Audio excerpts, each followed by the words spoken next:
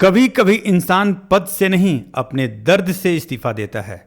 20 जुलाई 2025 दोपहर का समय था। देश के उपराष्ट्रपति जगदीप धनखड़ ने अचानक इस्तीफा दे दिया। सरकारी प्रेस रिलीज में लिखा गया स्वास्थ्य कारणों से। लेकिन क्या वाकई ये थकान शरीर की थी या फिर एक बाप की वो थकावट थी जो अपने इकलौते बेटे की तस्वीर हर रात तकिए के नीचे रखकर सोता है। हर मुस्कान के पीछे एक गम छुपा होता है। ये कहानी एक नेता की नहीं, एक बाप की अधूरी मोहब्बत की है, जिसने सब कुछ सहा, देश के लिए जिया, लेकिन अपने अंदर रोते हुए इंसान को कभी किसी को नहीं दिखाया। 18 मई 1951 राजस्थान के झुंझुनू जिले के किठाना गांव में जन्म हुआ जगदीप धनखड़ का। किसान परिवार से निकला एक होनहार बालक, जिसके सपने मिट्टी की खुशबू में पले लेकिन ऊंचाइयों को छूने का साहस लिए। उन्होंने सैनिक स्कूल चित्तौड़गढ़ में पढ़ाई की, फिर राजस्थान यूनिवर्सिटी से फिजिक्स में ग्रेजुएशन और कानून की पढ़ाई की। धीरे धीरे वो राजस्थान हाई कोर्ट और सुप्रीम कोर्ट के वकील बने और यहीं से उनकी राजनीतिक यात्रा शुरू हुई। 1989 में वो झुंझुनू के लोकसभा सांसद बने। फिर अगले ही साल 1990 में उन्हें भारत सरकार में संसदीय कार्य राज्य मंत्री बनाया गया।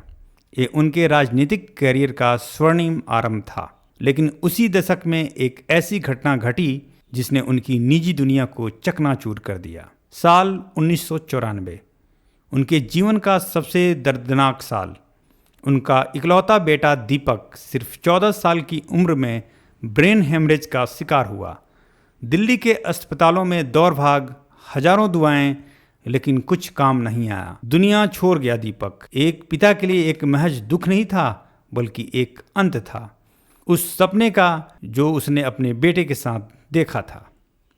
धनखड़ ने अपने बेटे की मौत के बाद सार्वजनिक जीवन से दूरी बना ली। कई हफ्तों तक किसी से बात नहीं की। आंखों में एक अस्थायी उदासी बस गई थी। चुपचाप बैठना, तस्वीरों को निहारना और खुद से सवाल करना उनका दिनचर्या बन गया था। वो कहते हैं ना, जो पिता अपने बेटे को खो देता है वो कुछ और नहीं खोता बल्कि खुद को खो बैठता है। लेकिन उन्होंने अपने टूटे हुए मन को अपने काम में झोंक दिया। धीरे धीरे उन्होंने फिर से सक्रिय राजनीति में वापसी की। 1993 में किशनगंज से विधायक भी बने और फिर एक लंबा संघर्ष करते हुए 30 जुलाई 2019 को पश्चिम बंगाल के राज्यपाल नियुक्त हुए। उनका कार्यकाल टकरावों से भरा रहा, लेकिन उन्होंने कभी संविधान से समझौता नहीं किया। फिर 2022 में वो पहुंचे भारत के उपराष्ट्रपति पद तक, देश का दूसरा सर्वोच्च संवैधानिक पद। 20 जुलाई 2025 उन्होंने स्वास्थ्य कारणों का हवाला देते हुए इस्तीफा दे दिया। लेकिन जानने वाले जानते हैं ये थकावट शरीर की नहीं थी, बल्कि एक पिता की दिल की थी जो 1994 से आज तक तड़प रहा था। शायद अब वो सियासत से नहीं बल्कि उस बेटे से मिलने की तैयारी में थे जिसे वो कभी अलविदा नहीं कह पाए। जगदीप धनखड़ का जीवन हमें ये सिखाता है कि सच्ची ताकत कुर्सियों से नहीं आती बल्कि संघर्ष में मुस्कुराने की हिम्मत से आती है। उन्होंने अपने बेटे को खोकर भी देश की सेवा से मुंह नहीं मोड़ा। उनकी आंखों की नमी आज भी एक पिता की चीख है और उनकी मुस्कान उस दर्द की कहानी जिसे उन्होंने कभी उजागर नहीं किया। अगर ये कहानी आपके दिल को छू गई हो, अगर एक पिता का दर्द आपने भी महसूस किया हो, तो इस वीडियो को एक बार ज़रूर शेयर कीजिए, क्योंकि शायद किसी और पिता का गम भी थोड़ा हल्का हो जाए।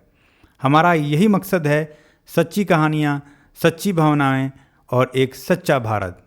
तो आपसे विनम्र निवेदन है कि वीडियो को लाइक करें, चैनल को सब्सक्राइब करें और बेल आइकन ज़रूर दबाएं ताकि आप अगली कहानी भी सबसे पहले सुन सकें। आपका एक सपोर्ट हमें हौसला देता है। धन्यवाद। जय हिंद। वंदे मातरम।